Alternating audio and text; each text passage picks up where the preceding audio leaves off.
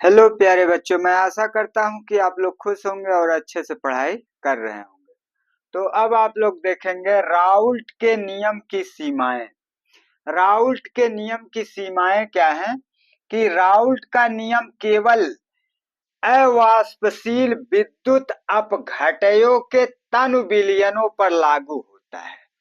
मतलब ये है कि अवाष्पशील, जिस विलयन में वाष्प न निकलता हो, अर्थात विद्युत अपघटयों से ही तन विलयन में लागू होता है। अगर विद्युत अपघटय कराया जा रहा है तभी जो है राउल्ट का नियम यहाँ लागू होता है।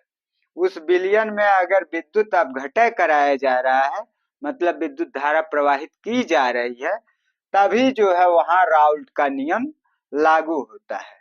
राउल्ट का नियम केवल उन अवाष्पशील पदार्थों के विलयनों पर लागू होता है जो विलायक से रासायनिक अभिक्रिया नहीं करते हैं।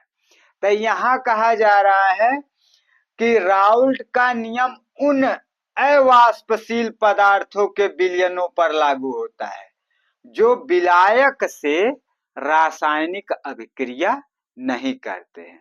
मतलब विलायक में जो विलेय डाला जाता है वह जो है मिश्रित, अर्थात मिलता नहीं है पूरी तरह से, तो उस पर जो है राउल्ट का नियम लागू नहीं होता है।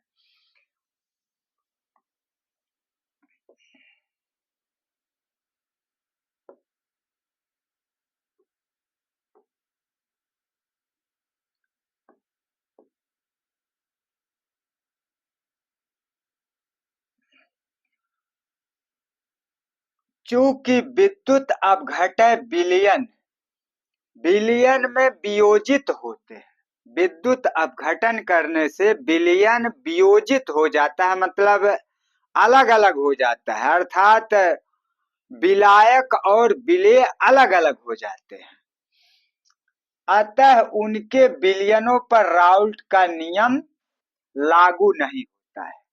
इसलिए उन विलयनों पर राउल्ट का नियम लागू नहीं होता है, क्योंकि राउल्ट का नियम जो है यह कहता है कि विलायक में यदि विलेय को डाल दिया गया है तो वह पूरी तरह से समांगी मिश्रण बन जाता है और फिर किसी भी प्रक्रिया द्वारा विलेय और विलायक को अलग अलग नहीं किया जा सकता है। तो यहाँ अगर विद्युत अपघटय से विलयन में जो है विलेय और विलायक को अलग किया जा सकता है तो वहां राउल्ट का नियम लागू नहीं होता है। फिर चौथा नंबर है, जो पदार्थ विलयन में संगुणित होते हैं उन पर भी राउल्ट का नियम लागू नहीं होता है।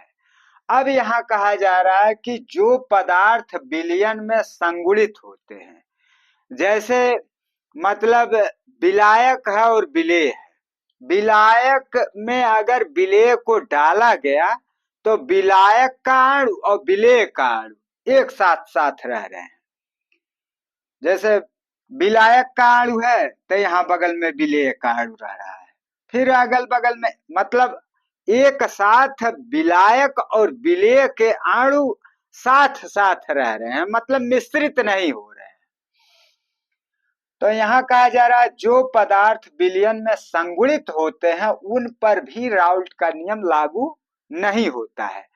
तो अगर किसी पदार्थ किसी विलयन में विलायक और विलेय को, विलायक में विलेय डालने के बाद विलायक के अणु और विलेय के अणु एक साथ साथ रह रहे हैं तो इसका मतलब उसे संगुणित कहते हैं।